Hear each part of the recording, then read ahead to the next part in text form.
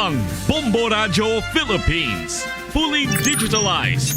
Numero 1 sa balita, komentaryo, drama at serbisyo publiko.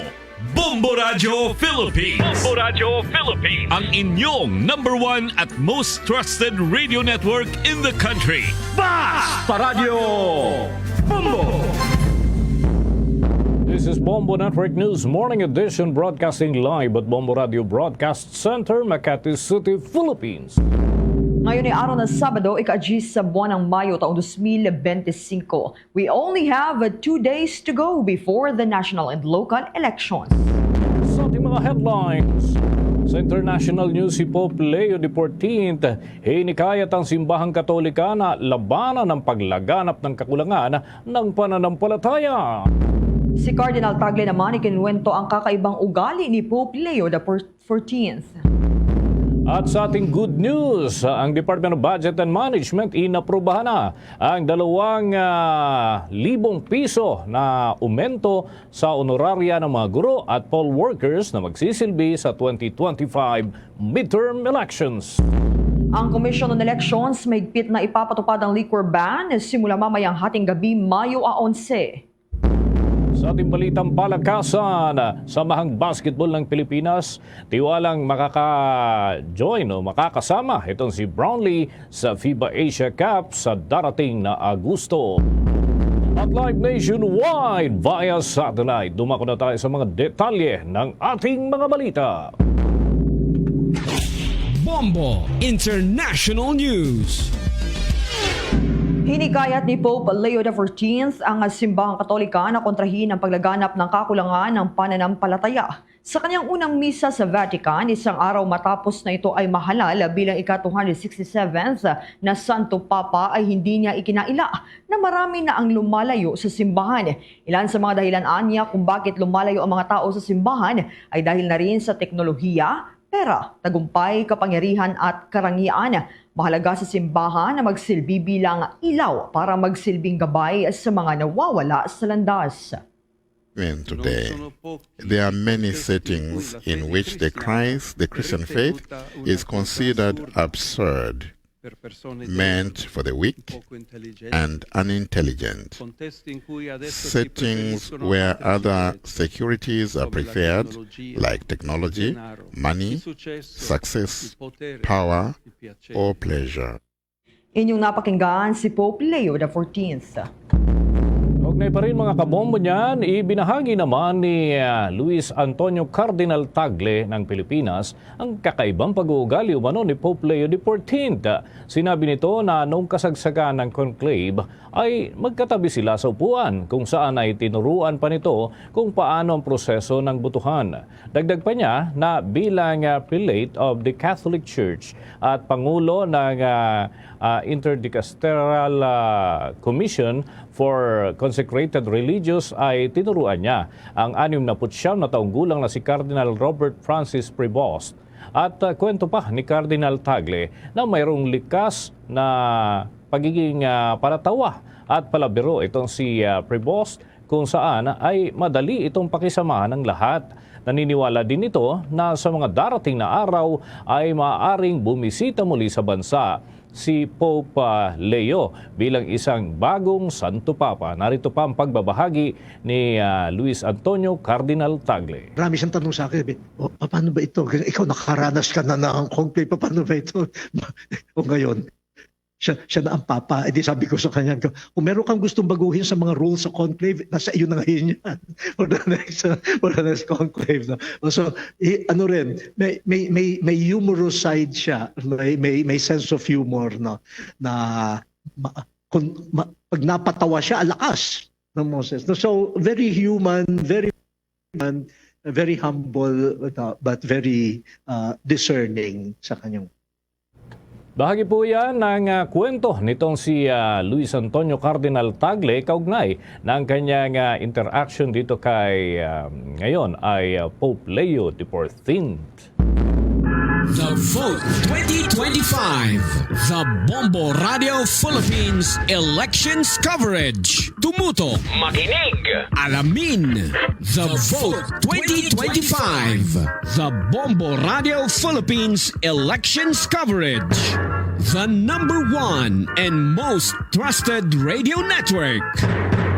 Basta Radio Bombo! Inaprubahan ng Department of Budget and Management ang 2,000 across-the-board na aumento sa honoraria ng mga guro at poll workers na magsisilbi sa 2025 midterm elections sa araw ng Lunes, Mayo 12. Sa isang statement, sinabi ni Department of Budget and Management Secretary Amena Pangandaman na ito ay alinsunod sa direktiba ni Pangulong Ferdinand Marcos Jr. Ayon sa kalihim, ang bagong honoraria rates para sa mga magsisilbing electoral board chairperson ay 12,000 pesos mula sa dating 10,000 pesos. Makakatanggap naman ang poll clerk at a third member ng 11,000 pesos na honoraria mula sa dating 9,000 pesos, habang ang support staff naman ay makakatanggap na ng 8,000 pesos mula sa dating 6,000 pesos. Ayon sa ahensya, naglaan ng 7.4 billion pesos sa 2025 General Appropriations Act para sa sahod ng mga poll workers. Base naman sa data ng Commission on Elections, inihayag ng Department of Budget and Management na nasa 758,000 ang kabuang bilang ng poll workers para yan sa national and local elections. Hinimok naman ni Secretary Pangandaman ng poll body na tiyakin na makakuha ng mga guro at poll workers ang kanilang compensation ng agaran hanggat maaari. Mga kabombo, dahil nga malapit na itong halalan, ay makakausap po natin ang isa sa mga tumatakbo bilang senador at isang re-electionist senator. Kapiling natin si Senator Amy Marcos sa ating linya ng komunikasyon. Magandang umaga po ang aming pagbati mula po dito sa Metro Manila. Hindi namin alam kung nasaan po kayo ngayon. Kumusta po kayo, Senator Amy? Good morning! Yes, good morning, magandang umaga and happy weekend kasi weekend na tayo. Pero tama ka, hindi ko na rin alam kung saan ako Dahil bigla ako naalala, may kampanya ka pala, puros investigasyon ang tinutukan ko. Kagabi nasa Batangas, Mamayang Konte, nasa Davao, paikot-ikot. Last 2 minutes na, literal na 2 araw na lamang ang natitira. Ito pa, Senator Amy, mainit po yung panahon pero mainit din yung mga naging tugon ng publiko doon sa video po na nailabas po ninyo tungkol sa administrasyon ng inyong kapatid. Ano po ang inyong paliwanag hinggil dito, Madam Senator? Well, ang totoo, ang dami-daming nagtatanong sa akin. Marcos ka, pero pro Duterte. Sabi ko, wala namang ganon. Ang binoto natin, Marcos Duterte noong 2022. Pero ang namumuno ngayon ay Araneta at Romualdez. Wala akong nakikitang tatak Marcos. Unang-una, bakit ka mahal-mahal ng pagkain, hindi tinututukan ng mambubukid? Di ba, nung panahon ng tatay ko, 8 piso ang kada ganta. Ganta pa nun ang ating bigas. Naku, napakahaba panahon, 10 taon yata, hindi nagbabago ang presyo, parating mababa. Hindi tinututukan yan. Ikalawa, Ilocano talaga yung tatay ko. Bakit linulustay ang budget sa korupsyon, sa ayudang walang katorya-torya na pinopolitika? Di ba, nung panahon niya, ang dami-dami natin pera para gumawa ng mga kalsada, ng tulay, ng imbakan ng tubig, ng kuryente. Ano ba nangyari? Higit sa lahat, wala sa ugali yung walang utang na loob. Tumulong naman ang napakarami sa atin, katulad ng mga Duterte na makabalik. Pagkatapos, yan ang gagawin, pang-aape. Inapi na kami noon, hindi namin dapat gagawin ulit. Hindi ko talaga nakikita ni anino ng pagka-Marcos. Nako. Bago ho yung maiinit at iba pang mga katanungan mula sa akin, eto muna, ipapasa ko muna sa aking katandem, si Bombo Jaira. Bombo Jai, with your questions to Senator Amy. Okay, Senator, ano ang mga nagawa ninyong panukala o programa bilang senador na sa tingin niyo sapat na dahilan para kayo'y muling pagkatiwalaan ng taong bayan, Senator? Well, Jairan, pinagmamalaki ko talaga. Unang-una, nabigyan natin, sa wakas, ang Agrarian Reform Beneficiaries, halos 600,000, mahigit pa, ng titulo. Matapos ang ilang dekada ay nasa kanilang kamay na ang titulo. Wala ng utang, wala ng hahabulin at talagang babayaran pa. Pero sa kabila nun, alam naman natin, papel lang yan, wala pa rin pera para sa bini, wala pa rin pera sa abono. Kaya tutukan po natin yan. Ikalawa, marami na rin ako nagawa para sa kabataan. Yung SK, ako nagsimula bilang kabataan barangay, kaya nakatutok po ako sa barangay. At meron tayong mga programa para sa young farmers, young creative challenge, at ang lahat ng trabaho sa hinaharap ay nasa computer, nasa IT, nasa creative industries. Higit sa lahat, gusto ko na may matatakbuhan ang Pilipino sa oras ng pangangailangan. Kaya ang matatanda ngayon, meron na silang senior citizen social stipend at alam natin may Solo Parents Act. Gusto ko pang palawakin sa mga solo nanay, sa ating mga may kapansanan, mga PWD, at ayusin natin yung mga ospital, yung specialty hospital na ginawa ng nanay ko, palawakin natin sa lahat ng rehiyon, lahat ng probinsya, Philippine Heart Center, Kidney Center, Lungs, and Children's Center. Marami pa tayong gagawin. So bilang pinuno ng Senate Committee on Electoral Reforms, ano ang inyong solusyon, Senator, sa pangamba tungkol sa dayaan sa halalan? Naku, unang-una, wag ibenta ang boto. Tanggapin ang pera kung ayuda yan. Alam naman natin, buwis na nakakabwisit na ginagamit laban sa atin. Ikalawa, kung kaya mo pa mag-volunteer para na napapanood ang lahat. Ikatlo, pag bumoto ka na, siguraduhin mo na nakatanggap ka at na-check mo yung resibo na talagang tama yung nakabilang doon sa iyo. Ika-apat, mag-screenshot ta. At alam naman natin, lahat halos may hawak na cellphone. I-screenshot mo pag lumabas na ang resulta sa presinto mo. Para pag na-transmit yan, walang magikan. At syempre, kinakailangan talaga na bantayan sa counting and canvas hanggang sa hulihan. Para yung bilangan, wala rin dayaan. I see. Ito naman, balik po sa akin, Madam Senator. Kasi lagari yung inyo pong schedule. May pagkakataon ba nagkausap po kayo ni Pangulong Marcos o ni Pangulong Bongbong Marcos o kaya naman yung mula ho sa administrasyon for that matter? Well, wala na akong masyadong naririnig dahil nakikita ko na lang yung kapatid ko pag may pirmahan, may formal sa bilang manbabatas na i-invite ako. Pero minsan di na rin naiimbita kaya napakahirap talagang maraming humaharang. Nagmamadali yata sa 2028. Ang sabi ko naman sa lahat ng ambisyoso, patapusin naman ninyo ang aking kapatid ng maayos. Wag naman ganito, wag kayo masyadong nagmamadali at nakakasira ng kanyang panungkulan. So sa tingin ho ninyo, Madam Senator, it's not the idea of your brother na si Pangulong Marcos, kundi merong somebody behind it na kumbaga nagkukumpas, ganun ho ba? Hindi ko maintindihan, pero talagang hindi siya yon. At mabait yon at turo ng tatay ko ay ibang-iba. Apakalayo, hindi ako makapaniwala na sasayangin ng bilyon-bilyon piso sa korupsyon. Nakikita naman natin yung mga project ng tatay ko, napapakinabangan pa yung mga kalsada hanggang ngayon. Manila North Road, Buda Road, dyan sa Mindanao, yung Basilan. Ang dahil-dahil niyang kalsada. Pero nakikita natin, ngayon nauubos sa korupsyon, sa ayuda na pinamimili ng boto, parang hindi gagawin ng ama ko yan kahit kailan. Hindi niya gawain yan. Ilocano nga, naku, piso-piso, line item yon, madugo yung budget noon. Okay, siguro sa huling bahagi po ng campaign period, itong huling sigwada, no? Saan ho kayo abangan ng atin hong mga taga-subaybay, mga followers po ninyo, mga supporters po ninyo? Lalo na minsan may mga nagugulat ho sila doon sa mga kakaibang presentation. In fact, may sayaw kayo ni Ella Cruz at iba pa mga personalities sa ilang lugar, Madam Senator.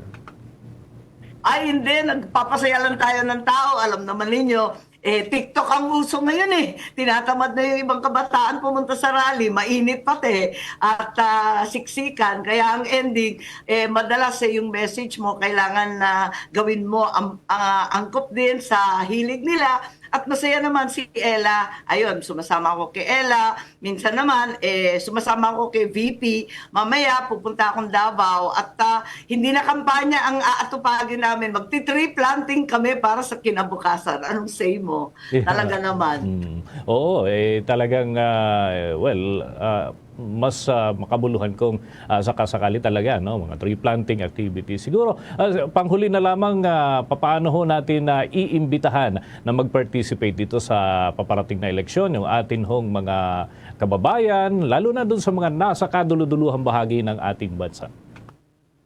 Ay nako, talaga naman. Ako rin ang chairperson ng electoral reform at sana maganda ang turnout kasi historically, kapag midterm, tinatamad ng tao bumoto. Huwag ganon kasi itong Senate listing na ito ay napaka-importante. Marami pong mahalagang mga batas. Mayroon pang impeachment, mayroon pang kung ano-ano. Kaya kinakailangan manmanan at isipin maigi kung sinong iboboto. Talagang alamin ninyo. Higit sa lahat, ngayon pa lang alamin na ninyo kung ano yung registration number ninyo bilang botante. Pagkadami-dami na natin, 68 million.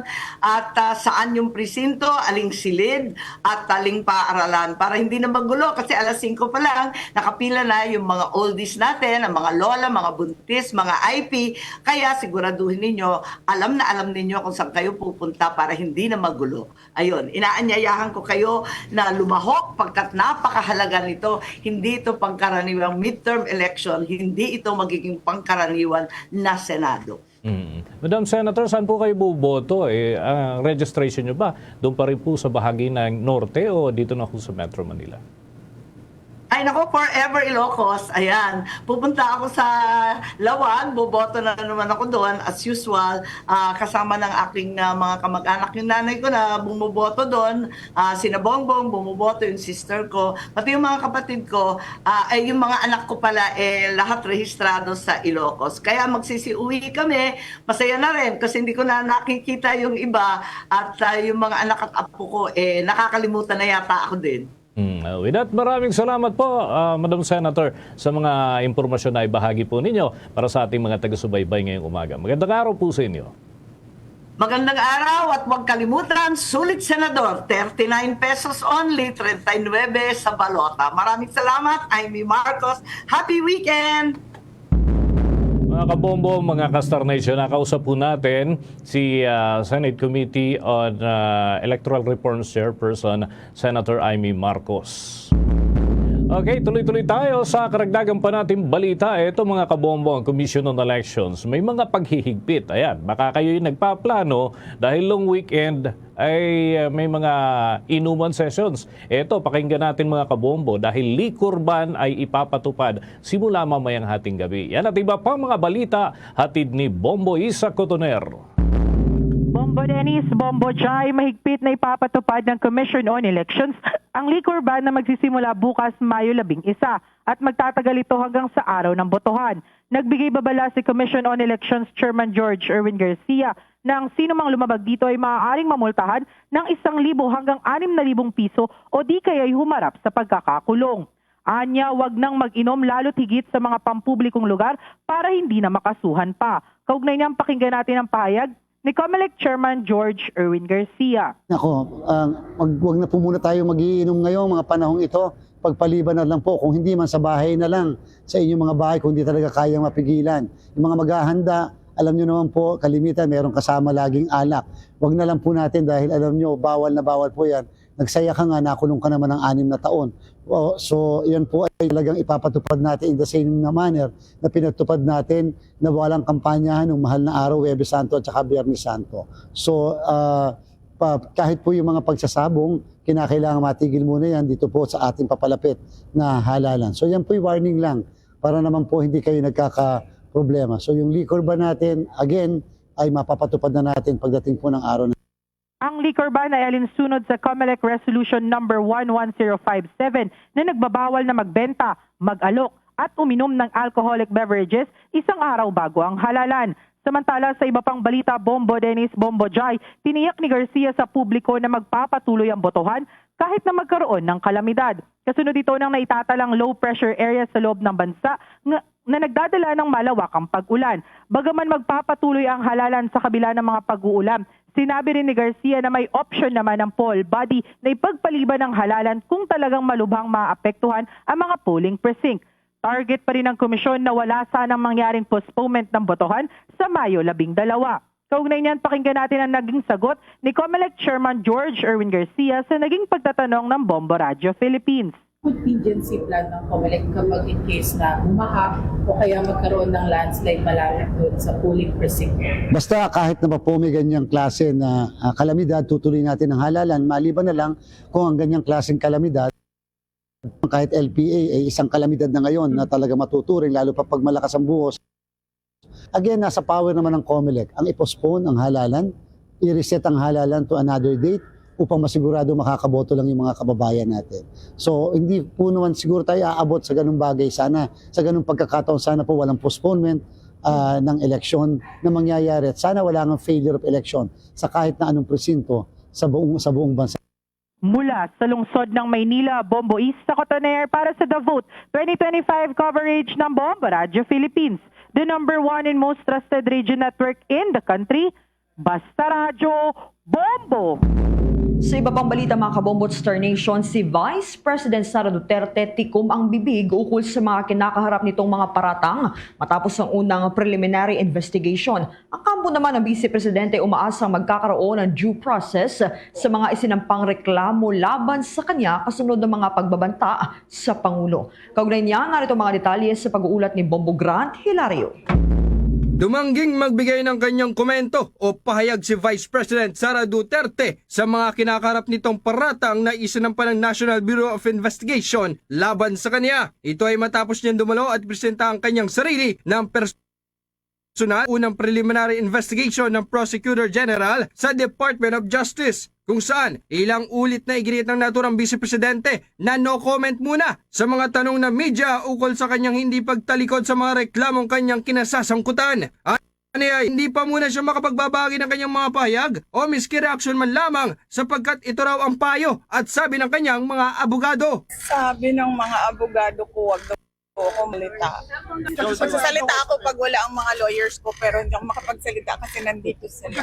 Si Vice President Sara Duterte, ikalawang Pangulo ng bansa, ay kasalukuyang naharap sa mga reklamong inciting to sedition at grave threats. Kaugnay ito sa lantarang inihayag ng Vice Presidente na pagbabanta sa buhay ni Pangulong Ferdinand Bongbong kasama sina First Lady Lisa Raneta Marcos at House Speaker Marquez. Ibinagi kasi ng ikalawang Pangulo na mayroon naman na siyang inutusang pumatay mga ito sakaling may masamang mangyari sa kanya. Ngunit sa kabila nito, umaasa ang kanyang kampo na magkakaroon pa rin ng due process sa mga paratang na kinasasangkutan ng Vice Presidente. Ayon kasi kay Attorney Michael Powa, isa sa mga abogado niya, inaasahan nilang daraan sa tamang proseso ang mga preliminary investigation dito sa Department of Justice. Well, we expect due process. That's the minimum. No? We expect due process not just for the Vice President, pero kahit sino man lang na dumadaan sa preliminary investigation sa DOJ, we can only expect due process. Ito naman ay agad na sinagundahan ng isa pa niyang abogado na si Attorney Paul Lim. Gid kasi niya na dapat mayroong due process sa bawat prosesong isinasagawa sa bansa. Saklaw ang investigasyon sa mga paratang isinampa laban sa Vice Presidente.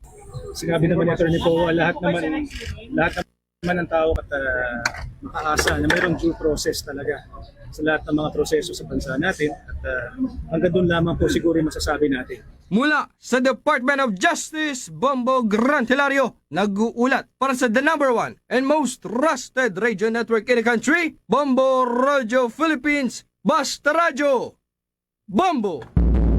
Bago tayo ubusan sa iba pang malalaking balita ngayong weekend, kapiling naman natin sa ating linya ng komunikasyon ang second nominee ng United Senior Citizens Party List, Attorney Ted De Leon. Magandang umaga po sa inyo. Si Bombo Dennis Hamito po ito. And together with me, si Bombo Jaira Hangayo. Welcome to the program, Attorney. Magandang umaga po, Bombo Dennis and Bombo Jaira. Good morning sa ating mga listeners at mga viewers po. Yeah. Pasensya na po kayo. Ako po ay naka phone pads lang dahil ako po ay mobile. Papunta po rin po ako sa isang kumbaga last salvo namin sa assembly po sa Marikina. So ako po ay papunta doon. Galing po ako sa isang palengke tour dito naman po sa may BF Parañaque, no? Katuwang po namin doon yung Team Parañaque po, Bagong Parañaque po. So ako po ay mobile on the way to Marikina po. Okay. Attorney Ted, marami na po yung nakakaalam na mayroong Universal Social Pension para ho sa mga seniors na naaprubahan na po ito sa mababang kapulungan ng Kongreso. Sino po ba ang author nito at ano po ba yung kasalukuyang status ng Universal Social Pension for Seniors?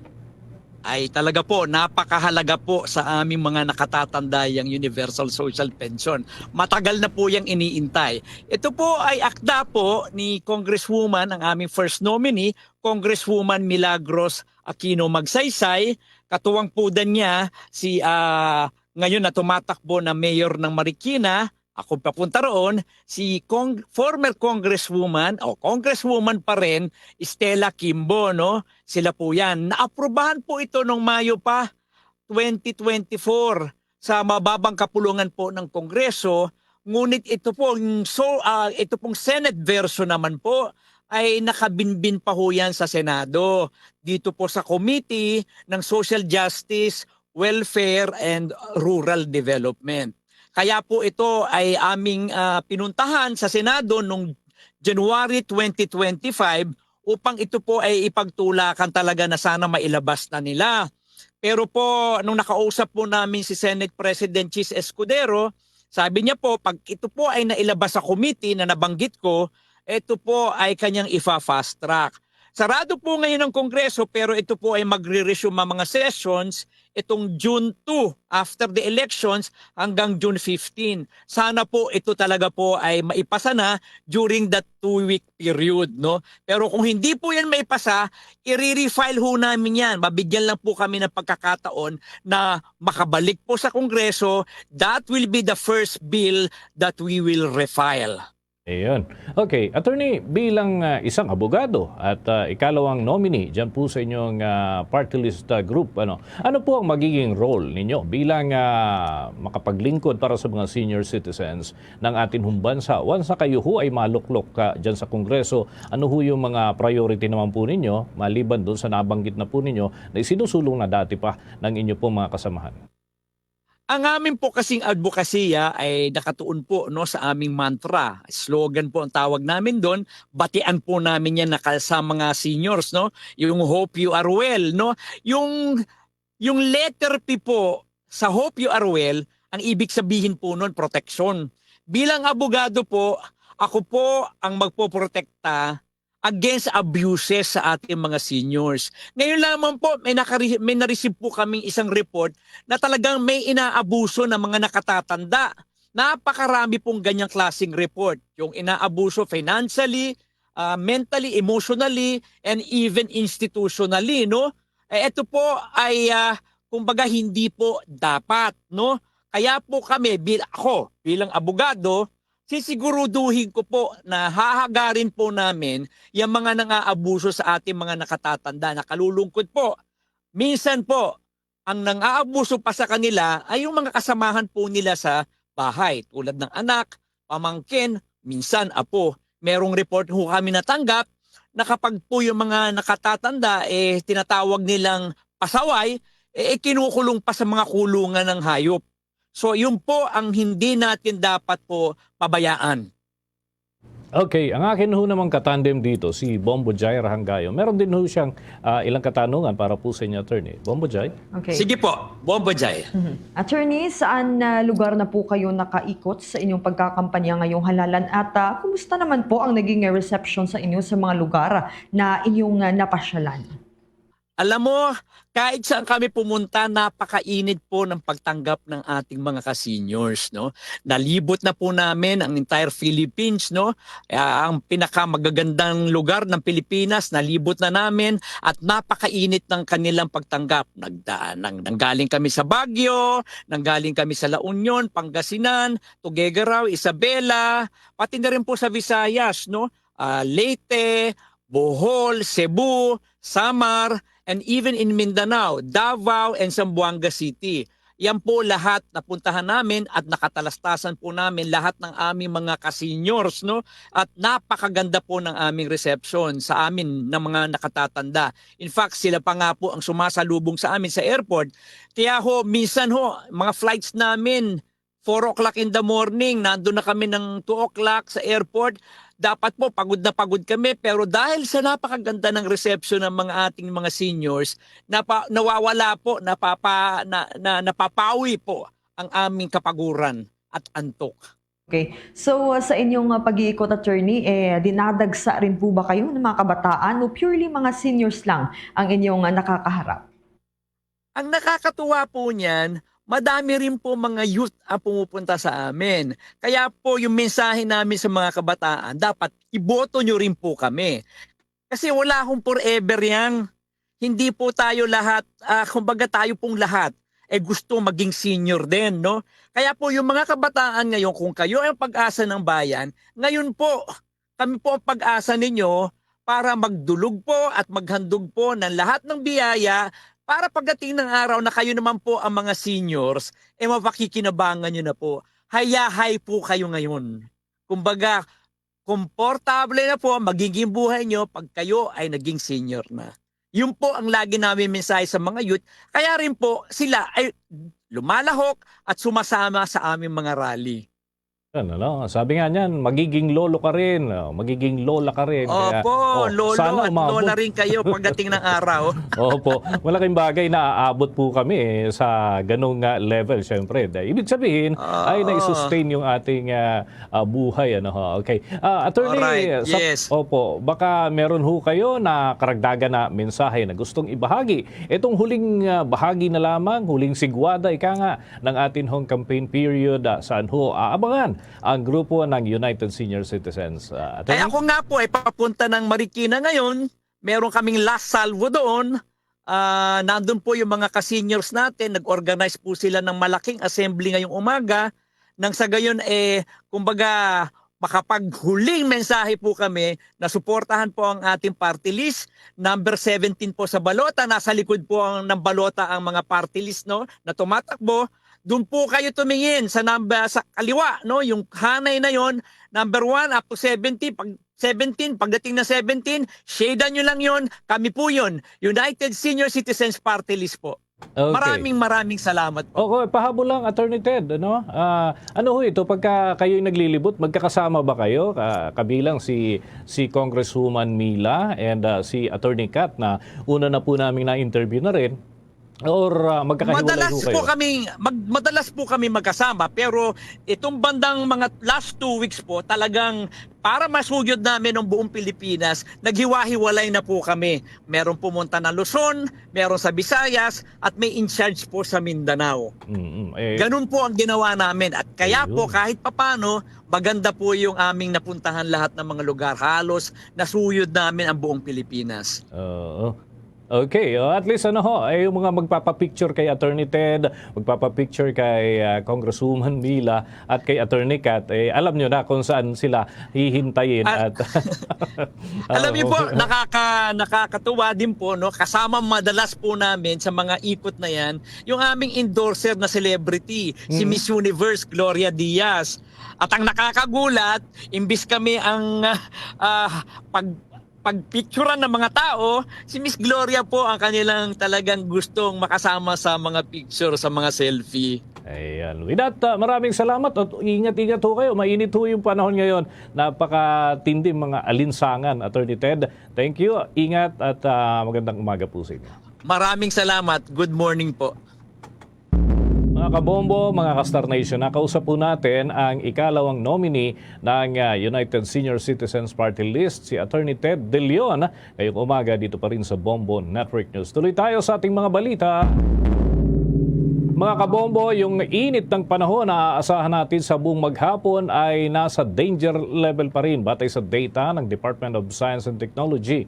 At sa latest information na ipinalabas ng naturang ahensya mga kabombo ay aasahan natin ang nasa 44 degrees Celsius sa Dagupan dyan sa Pangasinan. Nasa 43 degrees Celsius naman ang posibleng maramdaman sa Apari, Cagayan, Iba, Zambales, Sangli Point sa Cavite at Cuyo, Palawan, maging sa Masbate City sa Masbate at Iloilo City dyan sa probinsya ng Iloilo at Rojas City sa lalawigan naman ng Capiz. At aasahan naman ang 42 degrees Celsius dito sa Metro Manila, Sinay, Ilocos Sur at Lawag City dyan naman sa Ilocos Norte. Maging sa Batac, Ilocos Norte at Tuguegarao City sa probinsya ng Cagayan ay 42 degrees Celsius. Gayon din sa Etiague, Isabela, Kasiguran, Aurora at maging sa Subic Bay sa Zambales ay 42 degrees Celsius ang ating posibleng maramdaman mga kabombo. Dagdag na natin ang Kamiling sa Tarlac, Infanta sa lalawigan ng Quezon at Coron, Palawan, maging sa Daet, Camarines Norte, Legazpi City sa Albay at Panglao dyan sa Bohol.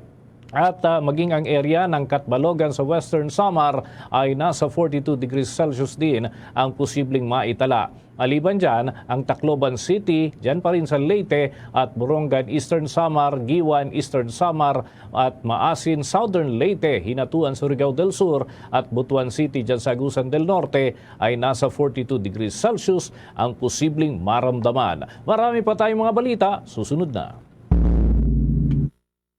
Tuloy nating suportahan at iboto Senator Ronald Bato de la Rosa, ang tagapagtanggol ng sambayanang Pilipino. Sa Senado, sagot ka ni Bato, mahal tayo ni Bato. Pagtatak sa Senado, siya'y number 22. Iboto si Bato, ibalik sa Senado. Sa Senado, sagot tayo ni Bato. Number 22 sa balota. Yes, sir!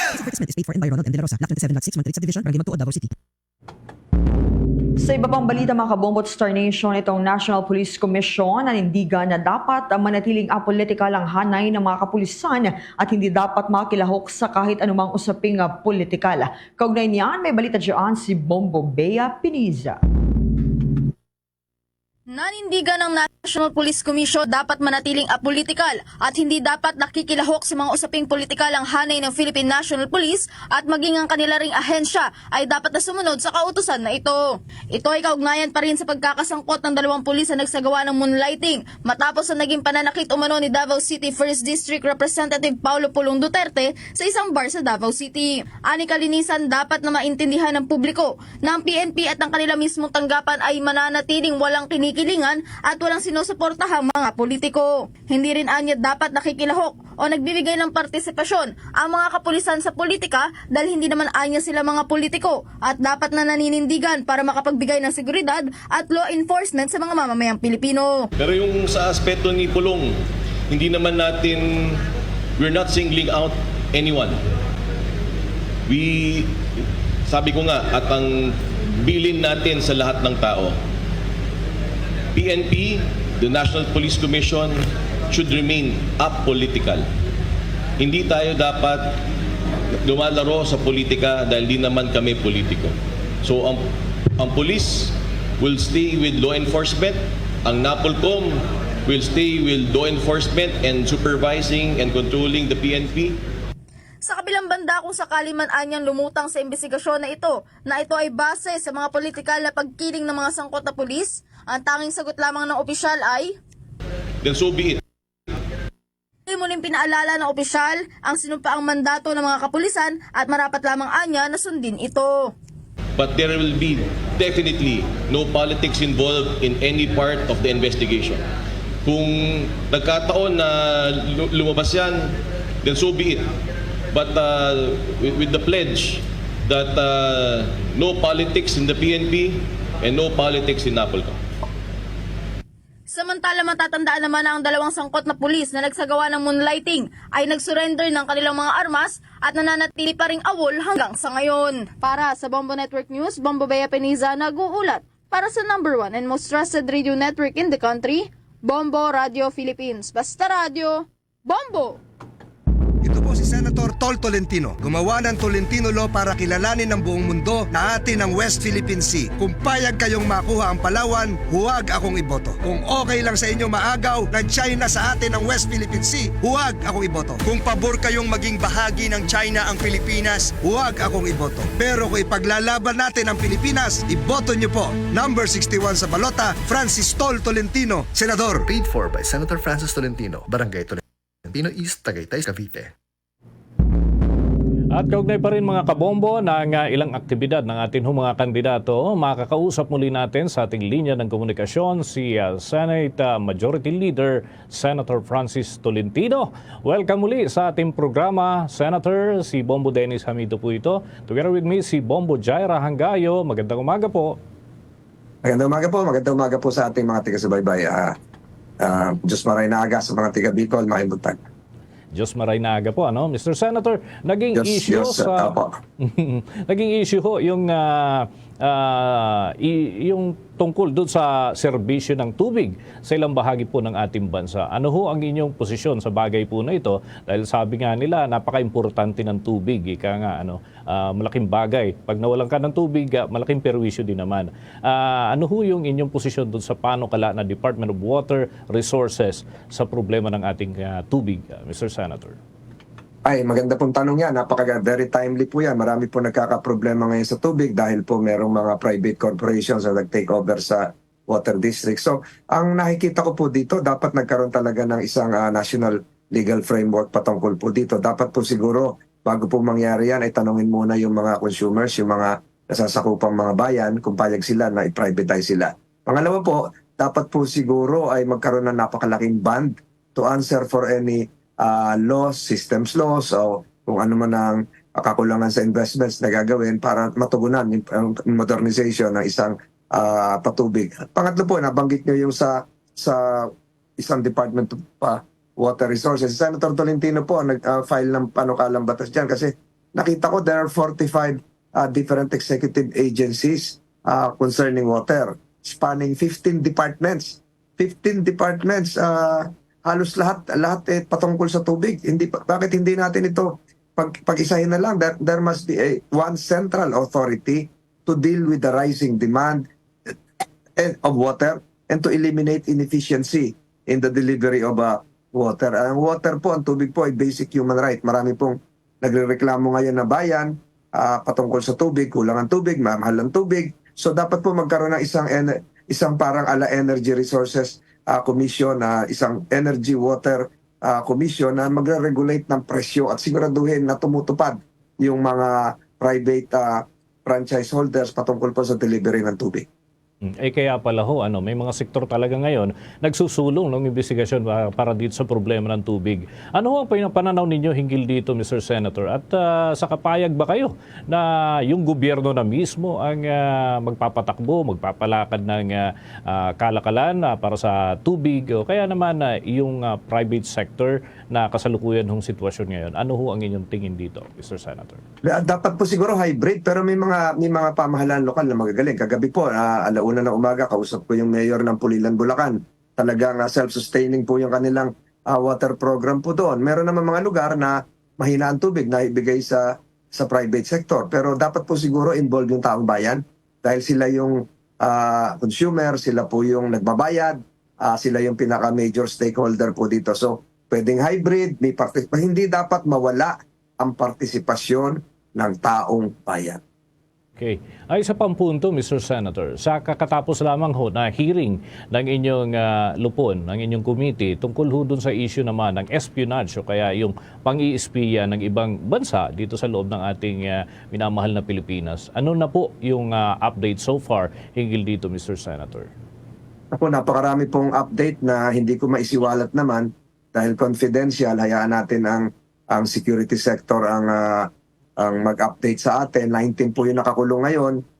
Si Senator Tolentino po nag-expose nung ilan. Meron mga bagong huli na hindi ko pwedeng isiwalat. Lahat po ito connected.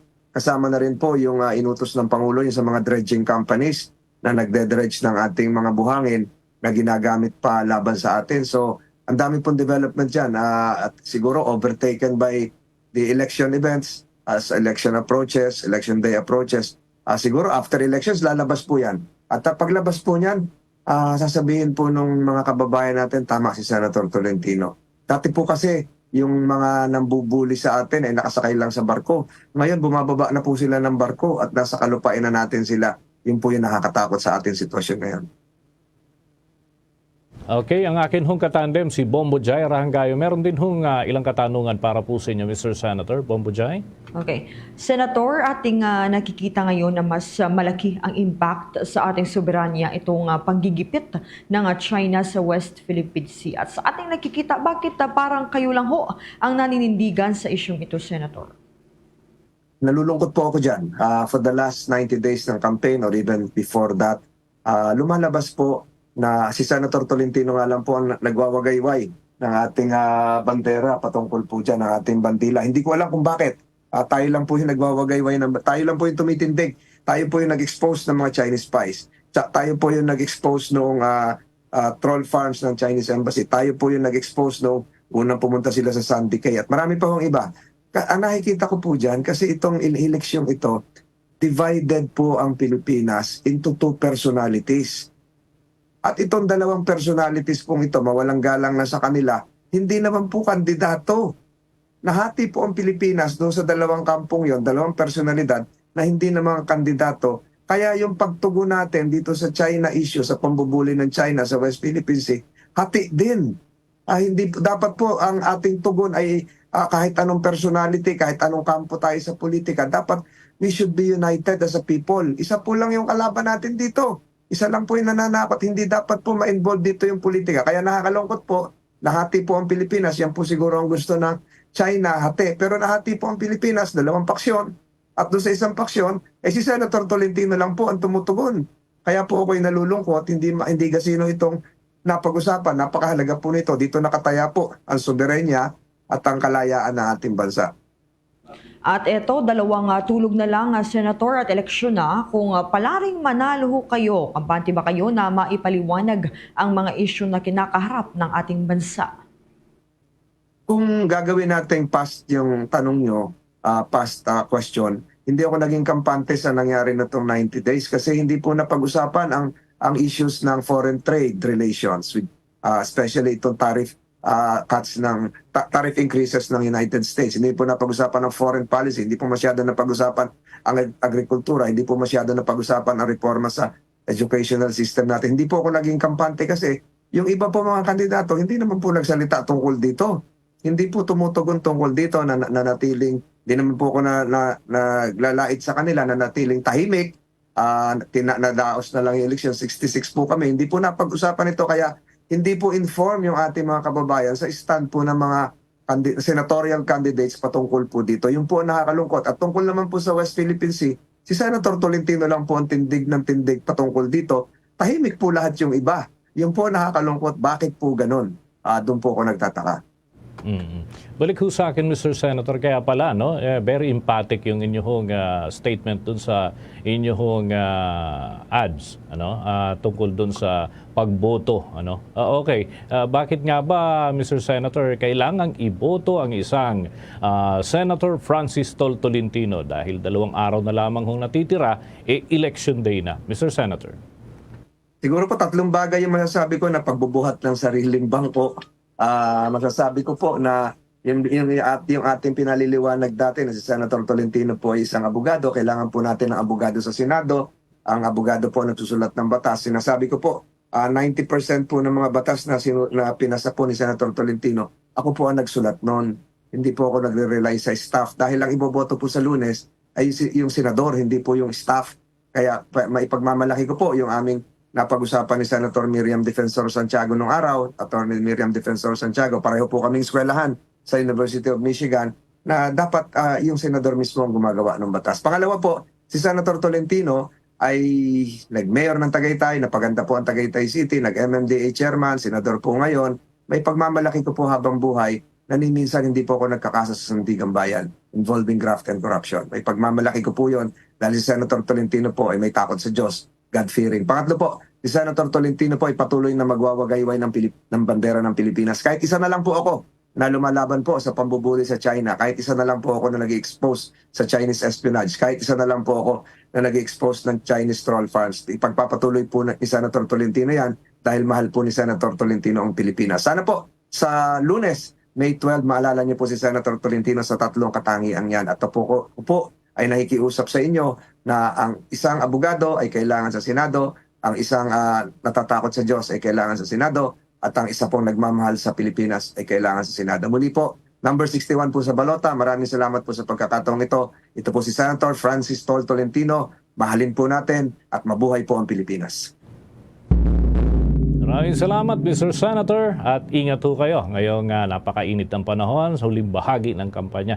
Mga kabombo at mga ka-Star Nation, nakausap po natin ang Senate Majority Leader, si Senator Francis Tolentino, sa pagkakataong ito, mga kabombo. Ako muna tayo dyan sa lungsod ng Maynila. Ang Department of Labor and Employment ay ikinagalak yung pagbuti ng bilang ng mga kababayan ho natin na nagkakaroon ng trabaho. Ibig sabihin, nabawasan naman yung bilang ng mga walang trabaho. May update si Bombo Jovino Galang. Malaki ng Department of Labor and Employment ang patuloy na pagtaas ng bilang ng mayroong trabaho sa bansa. Ayon kay Labor Secretary Benvenido Laguesma, na kada taon ay may mga programa silang binabalangkas para magkaroon ng trabaho ang karamihang mamamayan. Una muna siguro yung challenges. Siyempre, kasama sa hamon at dapat nating pag-ukulan ng pansin o solusyon. Una, may kinalaman sa rapid technological advancement. Kasi ito ay nagdudulot ng displacement sa larangan ng paggawa. May change is another one. No? At siyempre yung ating pong kinakailangan na makuha yung suporta ng lahat ng sektor ng ating lipunan. Mahigpit din ang kanilang ugnayan sa iba't ibang local government units para sa pagsasagawa ng programa gaya ng hanap trabaho. Pinayuhan niya ang mga mamamayan na tangkilikin ang mga inaalok ng mga lokal na trabaho sa kanilang mga lugar. Tapos dapat magkaroon ng inklusibong paglago, inclusive growth, no? Hindi lamang yung mga upper level, kundi lalo na yung nasa baba at higit nangangailangan ng tulong ng ating pamahalaan. At sa bahagi ng DOLE na amin naman po talagang gustong makita, makalikha ng quality jobs. Hindi lamang mga simpleng trabaho, kundi mga quality jobs na magkakaroon ng pagkakataon ng ating mga manggagawa at hindi na iisipan na magtatrabaho sa ibang bansa. Ako si Bombo Jovino Galang, nag-uulat para sa number 1 and most trusted radio network in the country, Bombo Radio Philippines, Basta Radio, Bombo! Ping Lacson ang senador ko. Ang tama, ipaglalaban. Ang mali, lalabanan. Pag nandyan si Ping, may nagbabantay sa gobyerno. 300 billion pesos na iligtas sa maling paggamit. It is time to bring the pork barrel system down. Natigil ng pangungutong sa kalsada dahil sa kanyang no-take policy. Dilipat niya 8.3 billion pesos sa SUCs noong 2017. Ang tama ay ipaglaban. Ang mali ay labanan. Number 33 sa balota. Sa dagdag na balita, mahigpit na binagbilinan nitong si Pangulong Ferdinand Marcos Jr. ang lahat ng ahensya na higpitan ang pagbabantay laban sa anumang digital threats na sisira sa May 12, 2025 midterm elections. Anya kay Presidential Communications Office Undersecretary at Palace Press Officer Claire Castro na mayroong mahigpit na ugnayan ng Commission on Elections at Department of Information and Communications Technology at pati na ang Cybercrime Investigation and Coordination Center at layunin nito na matiyak ang integridad ng halalan at labanan ng digital security concerns. Mayroon din na ginagawang real-time digital command center ang Department of Interior o Department of Information and Communications Technology at iba pang sangay ng pamahalaan upang hadlangan ang mga atake ng disinformation at misinformation kaugnay pa rin ng papalapit na halalan kung saan kinikwestiyon yung credibility ng naturang proseso. Sa mga minamahal kong kababayan at kapwa ko Pilipino, isang linggo na lamang po bago ang eleksyon. Sa kabila ng ating pagiging abala sa araw-araw, mahalaga pa rin paghandaan natin ang nalalapit na botohan, ang parating na halalan, ang magluluklok ng mga susunod nating mababatas na Senado, ang magbabalangkas sa mga batas at polisiya na magsisilbing direksyon ng ating bansa sa susunod na 6 na taon. Ako po si Benar Abalos, iba't ibang posisyon sa gobyerno sa higit na 30 taon ang aking napaglikuran. Mula sa pagiging konsehal, mayor at congressman ng Mandaluyong, MMDA chairman, hanggang sa pagiging DILG secretary, naging saksi po kayo sa solid dating serbisyo. Hindi tayo bago sa aksyon, hindi tayo bago sa totoong trabaho. Bagamat bagong apelyido sa Senado, hindi tayo bago sa pagsisilbi. Ramdam ko po ang bigat ng laban sapagkat nagsimula po tayo sa laylayan. Wala tayong pangalan at wala tayong kamag-anak sa national politics. Subalit, dahil po sa inyong tiwala at paniniwala, patuloy na lumalakas ang sigaw na pangalan nating Abalos. Nagsimula tayo bilang pang 35 lamang nung matagal na sa survey. Ngunit ngayon, tayo po ay nasa Magic 12 na. Hindi po ito milagro. Bunga po ito ng inyong tiwala sa ating solid na track record, paninindigan at plataforma. At ano pang gagawin natin kung tayo malulukok sa Senado? Ang unang-una nating gagawin ay aamyendahan natin ang Rice Tarification Law. Anong ibig sabihin nito? Papalakasin natin ang ahensya ng NFA para bumili ng magandang presyo sa magsasaka ng palay at kaagad ibenta sa publiko sa tamang presyo rin. Papalakasin natin ang ating mga lokal na mga magsasaka. Tulong ito sa ating magsasaka at para bumalik ang sigla ng ating palayan at sakahan. Pangalawa at pinaka-importante, papababayan natin ang kuryente. Dati po, hindi na po ako pumayag na malagyan ng buwis ito. This was 20 years ago nung ako isang congressman. Ngayon po, after 20 years, pangalawa tayo sa pinakamahal na kuryente sa buong ASEAN dahil sa patong-patong na buwis. Generation charge 12%, transmission charge 12%, distribution charge 12%, at meron pang systems loss. Ina-assure ko sa iyo, isa ito sa una kong ipapile para bumaba ang kuryente sa ating bansa, dumami ang negosyo at dumami ang trabaho. Dahil kung dati hinindihan ko ito, tatabasin po natin to ng gusto ang mga buwis na ito. Pabahay para sa bawat pamilyang Pilipino. Nagawa na po namin sa Mandaluyong ito. Kulang-kulang 7,700 na mga pamilya na dati walang lupa at walang bahay at wala po silang tirahan. Ngayon po sila may mga titulo na.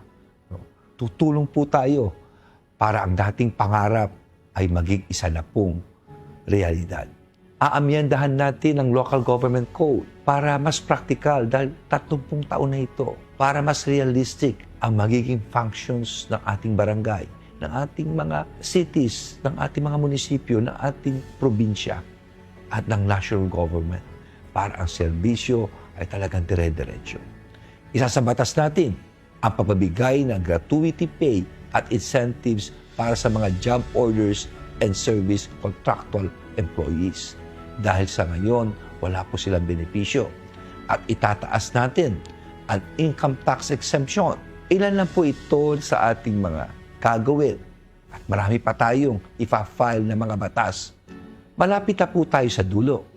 Mas lalo pong tumitindi ang pagnanais kong mapaglingkuran kayo sa Senado. I submit myself. Mahirap man na trabaho, nakahanda po akong gawin ito para sa inyo.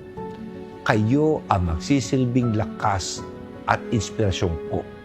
Samahan ninyo ako patungo sa ating tagumpay. Ako po si Benar Abalos, number 1 po sa balota, solid sa Senado. Maraming salamat po. Mga Mga kabombo, tuloy tayo sa ating mga balita. May interes umano ang China na makialam talaga sa halalan ng Pilipinas. Ayon kay Defense Secretary Gilbert Chodoro Jr. ay malinaw ang interes ng naturang higanting bansa mula pa nga noong 1949 nang itatag ang People's Republic of China sa pamamagitan ng revolusyon ay dala na nito ang layunin na palaganapin ang revolusyon sa buong mundo. Alinsunod yan sa ideolohiya ni Mao Zedong at yung China Anya ay pinanganak sa revolusyonaryong pamamaraan, isa sa mga mission na statement ni Mao noong ito ay ipinalaganap at may kinalaman sa revolusyon at nais mangyari din sa buong mundo, isang patuloy na revolusyon na ginagawa umano ng China, bagay na nakikitang dahilan kung bakit nakikialam sa ibang mga bansa sa proseso ng halalan. Marami pa tayong mga balita, susunod na. Sinong walang bayad ng korupsyon? Alay disiping. Sinong mayakda ng Anti-Money Laundering, Anti-Red Tape, Free Irrigation Act at higit 70 batas? Disiping. Sinong lumalaban sa katiwalian, nagsusulong ng good governance at kaunlaran ng bawat Pilipino? OMSIM, Siping. Sinong nakasagip ng 300 billion pesos mula sa maling paggamit ng pondo para idagdag sa free college tuition at mga makabuluhang proyekto para sa kaunlaran? Si Papa Tim yan. Kaya sinong iboboto natin sa Senado? Siping! Bill Lacson for Senator number 33 sa balota. Karagdagan sa mga balita, naglabas ng babalaang Commission on Filipinos Overseas sa mga Pinoy na umiiwas sa mga lugar na malapit sa India at Pakistan border. Kasunod ito ng serye ng missile strike sa India at yung area ng Pakistan-administered Kashmir bilang ganti sa isang teroristang pag-atake noong Abril 22 at kumitil ng 26 katao at batay nga sa pahayag ni Commission on Filipinos Overseas Chairperson Dante Ang ay nasa 371 ang permanenteng Pilipino na migrante dyan sa India at 77 naman sa area ng Pakistan, bagay na kanilang minomonitor ang kalagayan ng mga ito. Maraming mga balita, dagdag pa mamaya, susunod na. Isa sa batas ko po ang 14-month pay para may pangmatrikula sa kalagitnaan ng taon. Ipagbabawal po natin ang fake news, agarang takedown at pananagutin natin ang nagpapakalat nito. Para sa tamang pakikipaglaban sa illegal na droga, palalakasin ko ang rehabilitation at preventive education sa kabataan. God permitting, kapag ibinalik niyo po ako sa Senado, hindi ko po tatanggapin ang sweldo ko ng 6 na taon. Sa halip ay ibibigay ko sa mga mahihirap na estudyante para sa kanilang edukasyon. Tito Soto, number 59 sa balota. Bombo Foreign Exchange Update. Sa mga nag-aabang sa palitan ng piso kontra sa foreign currencies, na itala mga kabombo ang katumbas ng isang US dollar 55 pesos and 51 centavos, Hong Kong dollar 7 pesos and 14 centavos, Singaporean dollar 42 pesos 76 centavos, at ang Saudi Arabian Riyal ay 14 pesos and 81 centavos, habang ang euro ay 62 pesos and 40 centavos, batay sa data ng Bangko Sentral ng Pilipinas at Bankers Association of the Philippines. Bombo Foreign Exchange Update is brought to you by Quinbank Business Banking. Tuloy-tuloy lamang sa pagsubaybay sa mga balita at impormasyon. Maaari ho ito tutukan sa pamamagitan ng Bombo Mobile App, YouTube, TikTok at maging sa Facebook Live. Sa bahagi ng Visayas, matutunghayan ang ating mga programa hindi lamang sa AM stations kundi nariyan din ang ating Star FM stations.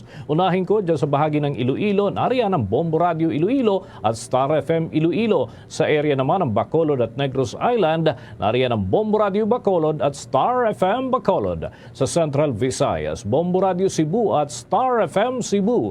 Habang sa area naman ng Capiz, Bombo Radio Rojas at Star FM Rojas. Diyan sa parte naman ng Aklan, Bombo Radio Kalibo at sa Eastern Visayas, Bombo Radio Tacloban.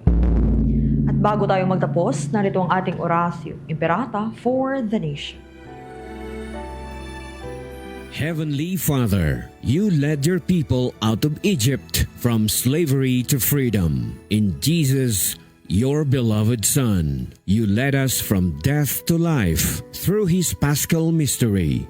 And by the gift of the Holy Spirit, we humble ourselves before you today, trusting in your promise to heal our land. Stretch forth your mighty hand once again and lead our nation. In this time of crisis, conflict, and confusion. Let the light of truth shine like a pillar of cloud by day and a pillar of fire by night to guide us along the path that leads to unity and peace.